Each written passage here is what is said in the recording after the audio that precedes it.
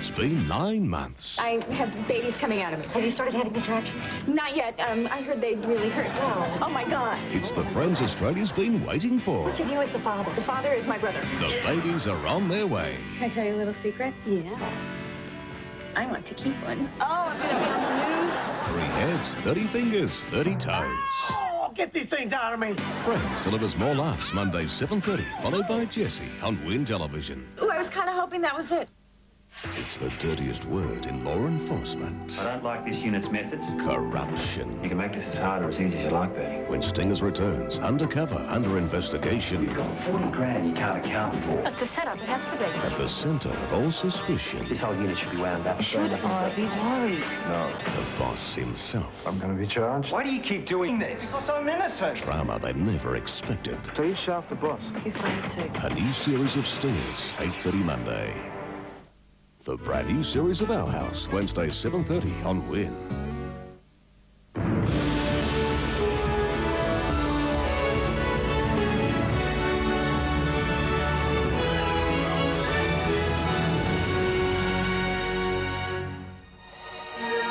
Arrested and tied, illegal workers detained in immigration raid. McDonald's predicts jobs to go under a GST, and 28 years jail for the killer of a Sydney policeman.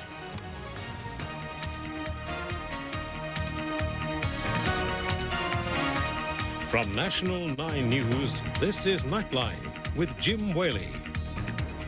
Good evening. A roundup of illegal immigrants working on a tomato farm in northern Victoria has turned into a political hot potato. Immigration Minister Philip Ruddock has been forced to defend the actions of arresting officers who used rope to tie up some of the workers after running out of handcuffs. But a farm worker claims some of the people were treated worse than dogs. Immigration officers swooped on the tomato plantations near Murchison in central Victoria, herding workers into groups, handcuffing some and tying others with rope. It seemed like I tied up like cattle, ready for the slaughter yard. That's what it seemed to me. It was pretty degrading. You don't degrade people like that. It's claimed some tried to escape, while others were denied water and forced to urinate in front of their colleagues. I saw friends of mine.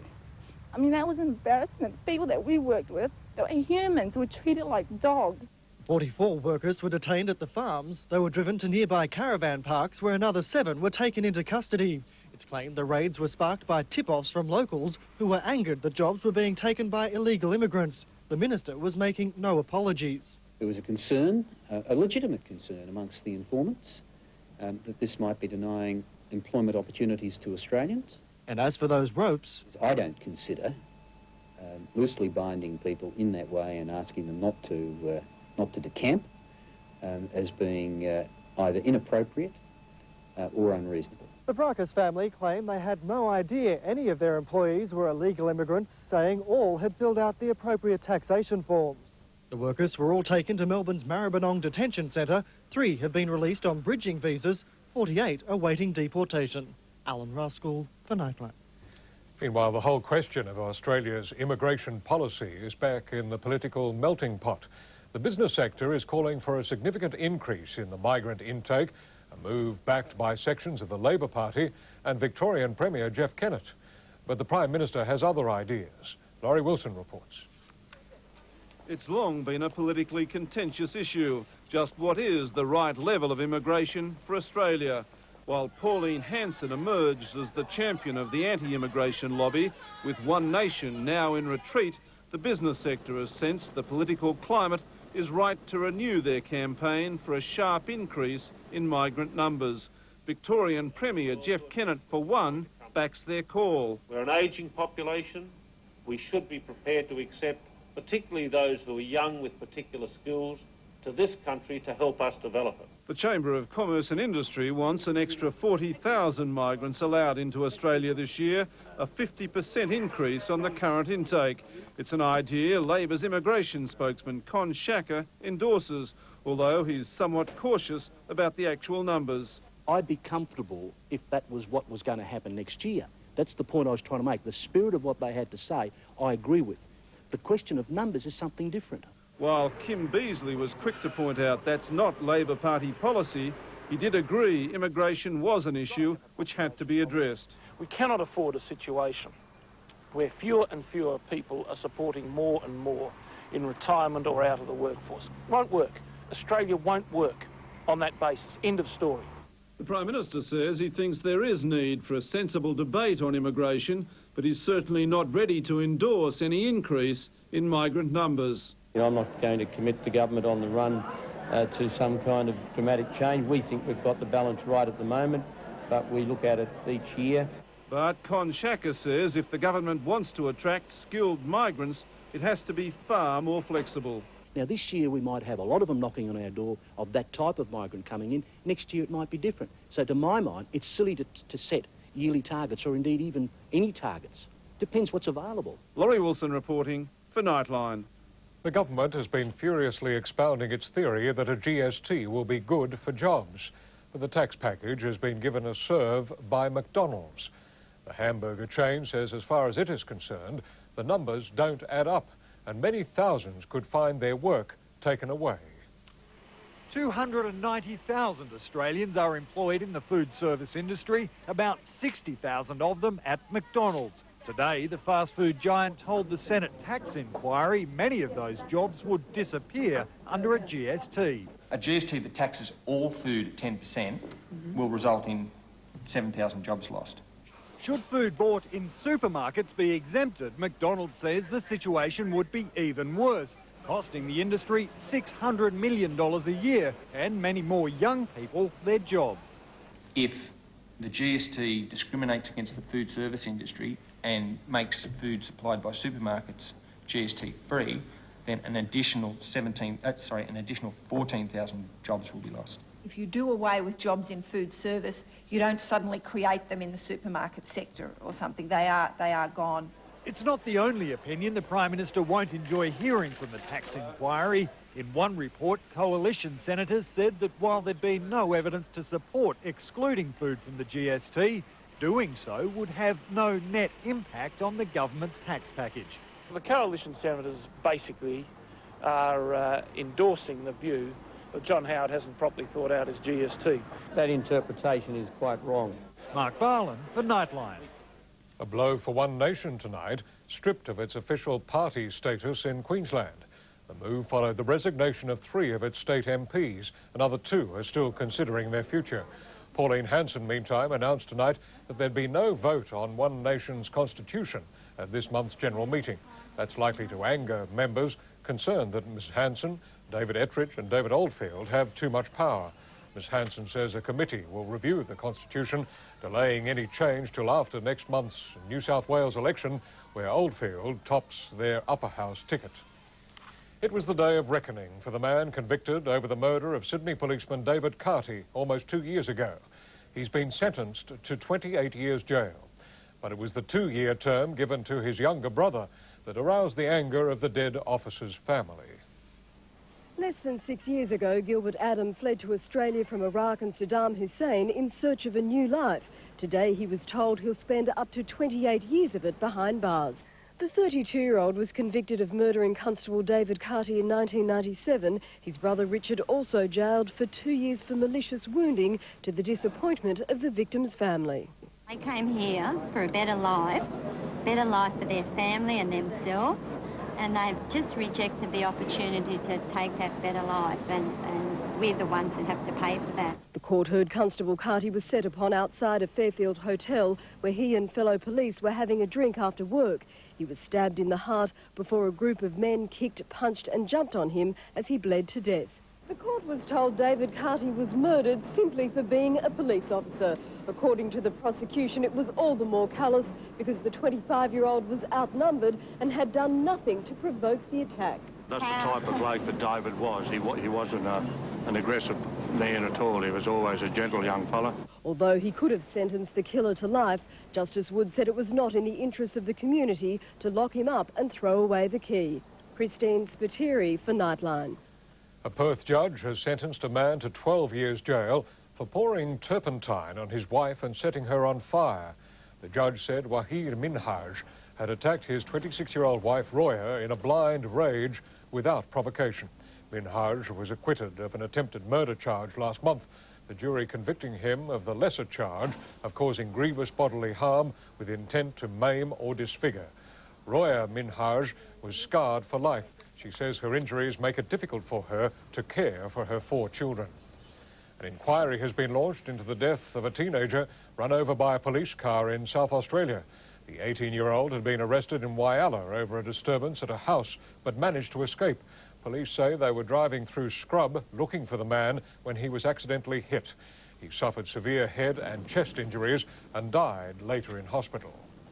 A former Queensland detective who became a drug addict while working undercover has been sentenced to at least 18 months jail for corruption.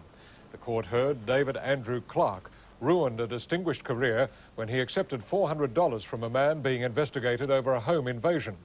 Clark's lawyers said his job had been marked by high-stress events, including being shot at and held at gunpoint. His wife blamed the police service for her husband's addiction. The judge said Clark's sentence must deter other police from behaving in a similar manner.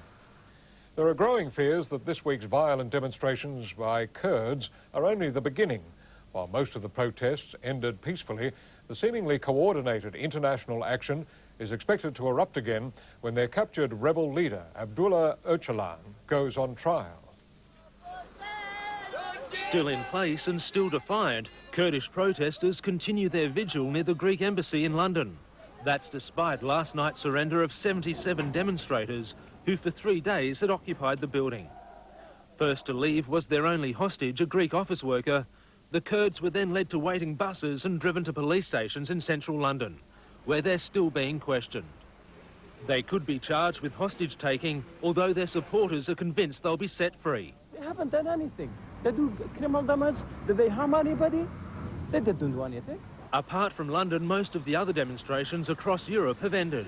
There was violence in Athens, where supporters of Abdullah Öcalan fought running battles with police.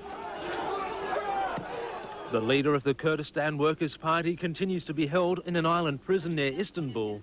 Turkey says his arrest has severely dented the separatist movement. Internationally, there is increasing pressure on the Turkish government to conduct a fair trial. Raymond Dale for Nightline. After the break, cancer fears as scientists link a monkey virus to early polio vaccinations, and the family that loves having a wolf at the door.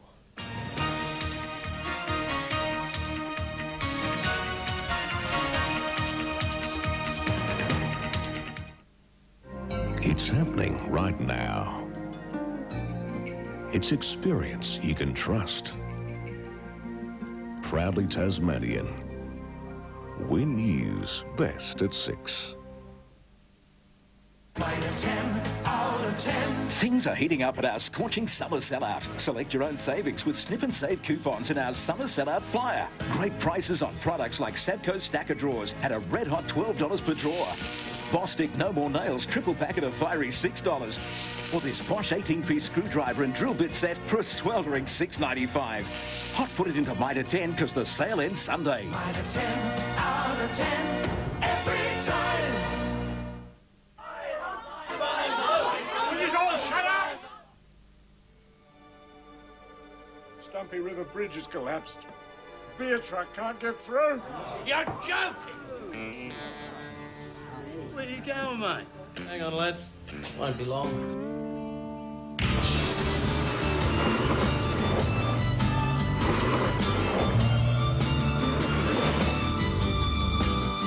New Ford Courier Turbo Diesel.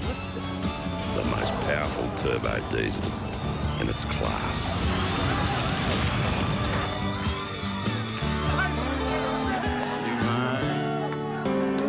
Ford trucks.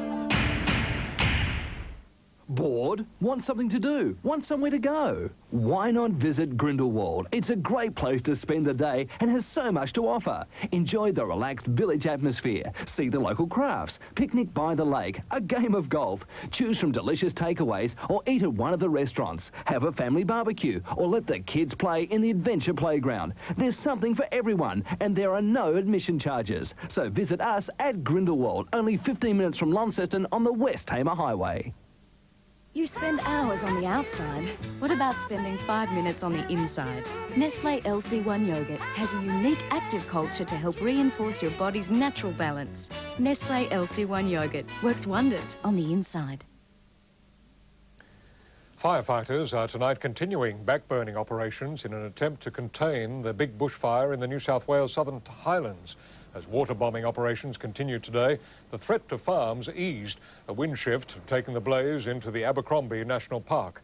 The fire has already burned through more than 16,000 hectares of farmland, claiming 8,000 sheep and 3 houses.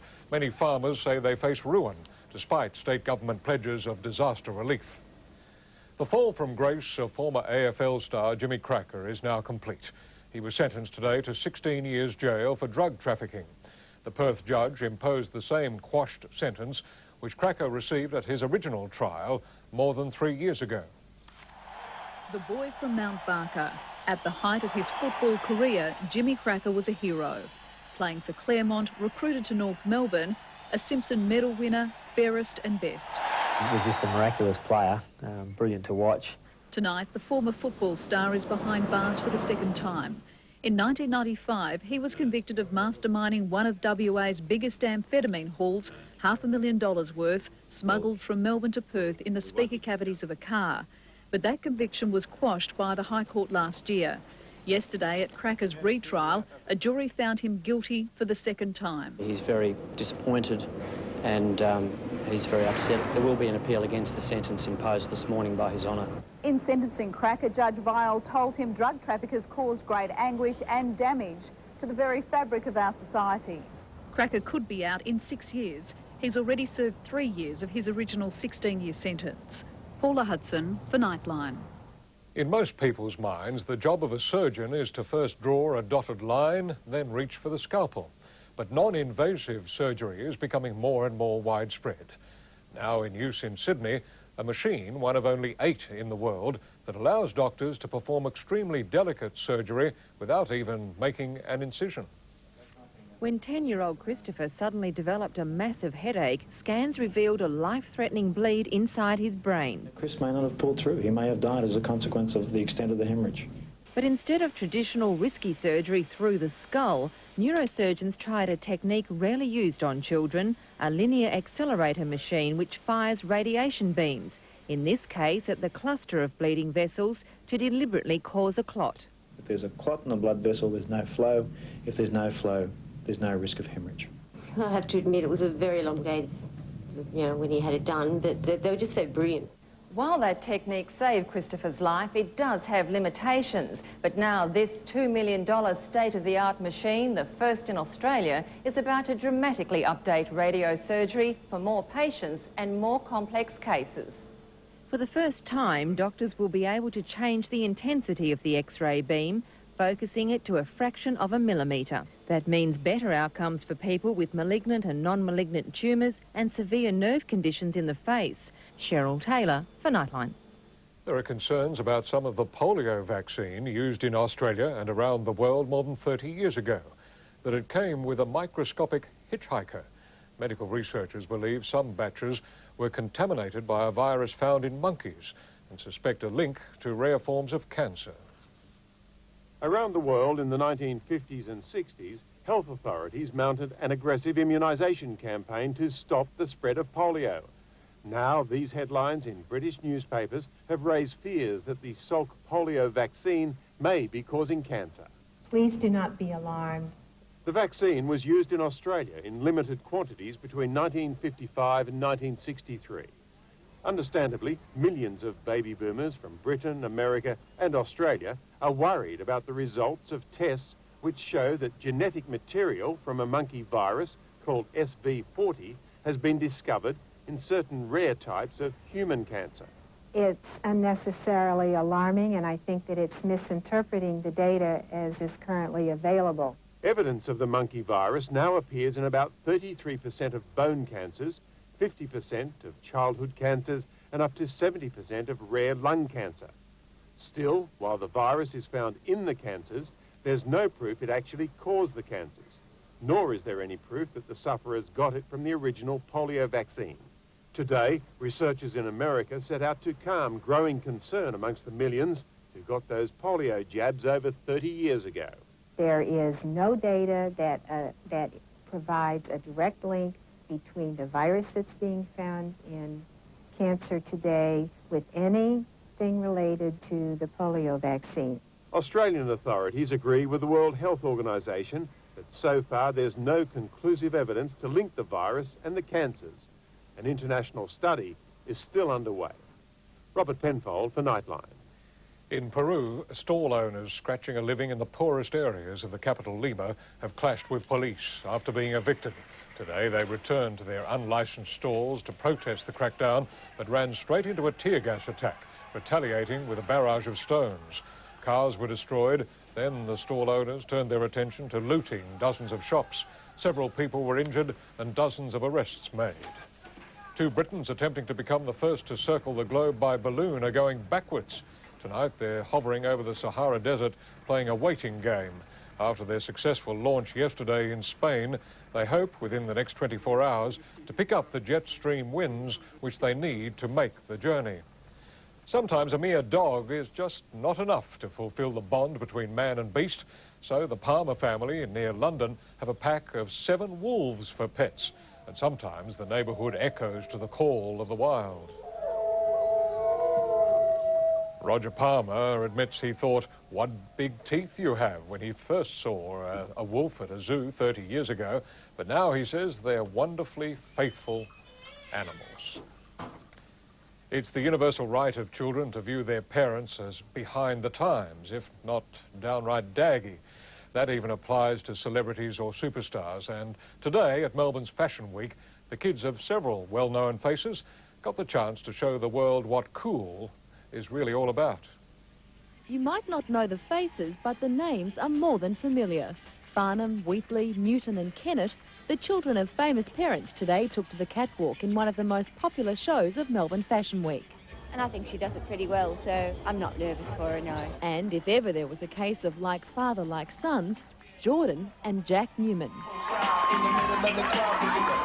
I'll have to have a word to one of my sons about overacting, but other than that, very well. Angus Kennett, catwalk veteran and son of the Premier, was voted among the most popular young males in the show, but says modelling isn't a long-term proposition. There's no big Milan, New York sort of tour vision or anything like that. It's just fun. Though most of these sons and daughters have spent their lives being shielded from the spotlight, today they seem to revel in it.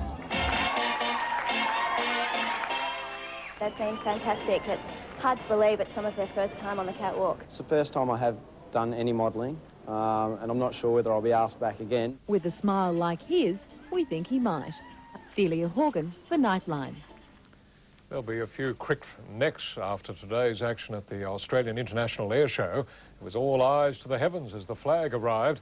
Then there were planes flying left, right and centre, the roulettes putting on a display of precision aerobatics. A nifty Pitts Special biplane buzzed the airfield, weaving and twisting. Then it was time for a US Air Force F-15 Eagle to show its power. The sparks were flying after dark with airborne fireworks and jet afterburners lighting up the night sky. The air show at Avalon outside Melbourne continues over the weekend. In a moment, all the latest sport, including tonight's league and AFL results, a code of conduct for our Olympic stars, and Rod Pampling streaks the field at the Cannon Challenge.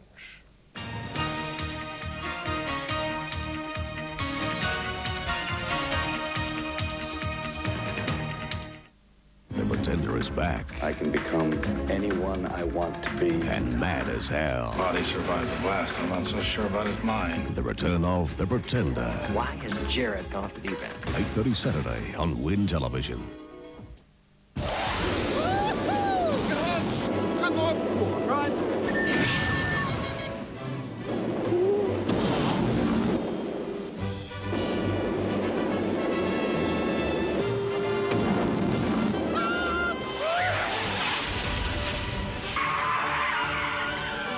Light ice, mate. Cheers, Al. Boy, the beer.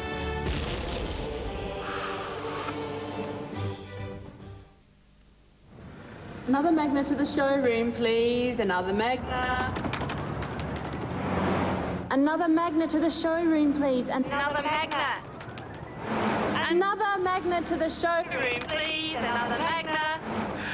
Waiting on a magnet. So, how's it going? Good. But we've got to get someone faster. Sherrington, you're fired. The Magna run-out sale is on now, but you'll have to be quick, real quick. Premium ice cream, a Cadbury flake centre, and rich chocolate flakes. It's an ice cream dream. New flake cone from Cadbury Ice Cream. Continental pasta and sauce now has a little twist that keeps the pasta separate and even more delicious. With Continental pasta and sauce, you're more than just a cook. When the ship comes in, Devonport celebrates. This Monday, the luxury cruise liner Norwegian Star docks at Devonport and the fun begins all over town. Come and join the welcome dockside, and then in the city enjoy street performers, jugglers, stilt walkers, and check out the incredible Snake Man. There's fun to be had in Devonport this Monday, so make a day of it. Stay for lunch and shop for bargains and specials all over town. Be part of the fun and be in Devonport when the ship comes in this Monday. Devonport's magic. Now to sport, and Rod Pampling is in great shape to become yet another first-up winner on this year's Australian Golf Tour.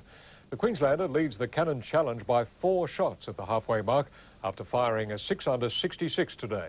Adam Crawford and Stephen Conran are his nearest challengers.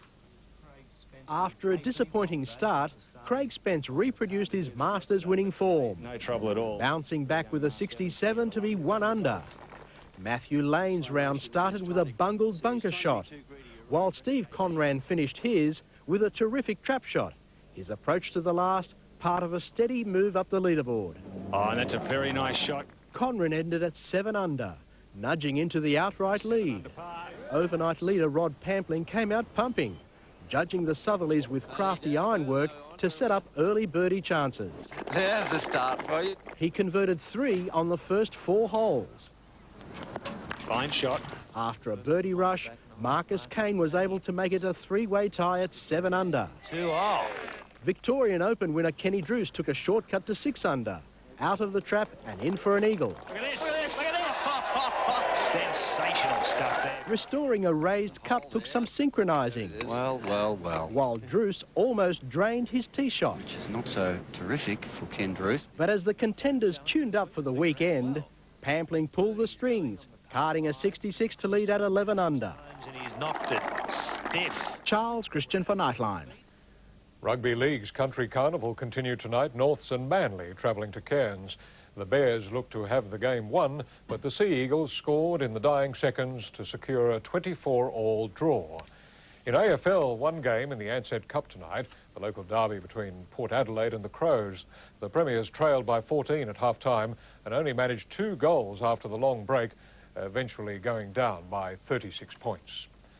The bribery scandal and the recent row over drug testing has knocked at least a little gloss off the Olympic ideal, but Australia's Olympic athletes, in a world first, have set the bar high as they adopt standards covering their behaviour. Amid all the scandal, they've been largely overlooked, but now the athletes are taking voice and setting new standards in ethics and honesty. Australia's Olympians, thanks to their Athletes Commission, have become the first in the world to adopt an official set of values. We want the athletes to take these to heart, to be something that they honour and more of a spiritual thing. It's largely goodwill and nothing legal, but it certainly shows the IOC a thing or two. This, I guess, is timely. Never before have Olympic values and sports values been brought under such scrutiny, and that's okay. It should be scrutinised. Sportsmanship, attitude and pride are the platforms. Taking it on the chin, a key philosophy. So as we don't create a culture of whinging or anything like that, or excuse-making. It's been an 18-month process. The Athletes Commission set out to create a code of conduct, but that they thought sounded too harsh and too authoritarian. Team values, they decided, put more responsibility on the individual athlete. Sometimes we maybe do treat sport a little bit too seriously, and we do take ourselves a little bit too seriously, and it's only sport after all. Michael Usher for Nightline. A couple of significant moves for Australian baseballers today. New South Wales Institute of Sport player Adam Morrissey has signed with the Chicago Cubs, while Graham Lloyd is parting company with the New York Yankees. Lloyd was one of 3 players traded to the Toronto Blue Jays in exchange for leading pitcher Roger Clemens. And still to come on Nightline, the latest finance and the weekend weather.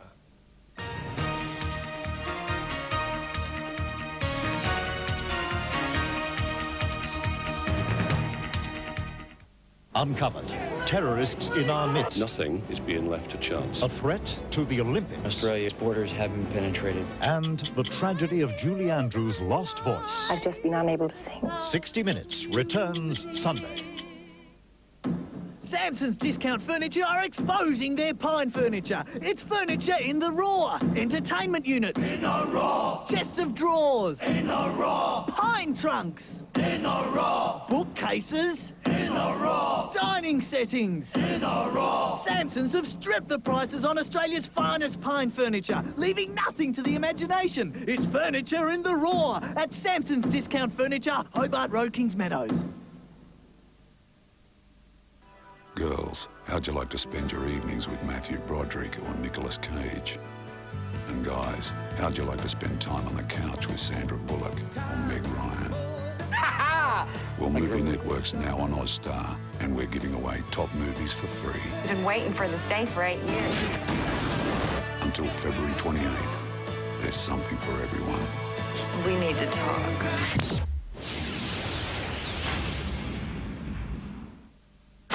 Escape from the stresses of life with the essential oils and aroma of herbs in Ambipur Aromatherapy. Relax with Ambipur Aromatherapy. Freshens the air, freshens your mood. Crazy, crazy, crazy. Our prices are crazy. Philips CD Plus 90-minute tapes, 3 for $3.95. That's crazy. Huge 500-gram value pack Preen, $3.95. And bonus size 500-gram lemon Fabulon, $2.95. That's crazy. 1999 calendars in a range of fantastic designs, out to clear at $1. Braha's multi-pack chips in plain, salt and vinegar and chicken, $2.95. That's crazy. And a huge clearance of popular titles, CEL videos, only $9.95. Crazy, crazy, crazy prices on chicken pays. Here is an important message from Marine and Safety Tasmania. Before I go out on the water, there are some things I never leave home without. This life jacket could save your life. Just be water safe. Now to finance, and the Australian share market closed almost 1.5% higher today, following a rise on Wall Street, weaker bond markets, and a week of strong company results. The All Ords finished almost 42 points up. In Tokyo, the Nikkei fell 48 points. In London tonight, the FT100 53 points down in morning trading. Gold is fetching $287.15 US an ounce. And in European trading tonight, the Australian dollar is buying 63.81 US cents, 0.57 against the euro, 76 yen and 39p. The national weather, and a large high is moving into the southeast. A cold front is moving up from the Southern Ocean, while a low dominates northern Australia. The forecasts: showers for Darwin and Brisbane, fine in Sydney, Canberra, Melbourne, Hobart and Adelaide, and for Perth a fine day there as well. That's the news this Friday night from all of us here at Nightline. Have a great weekend. Good night.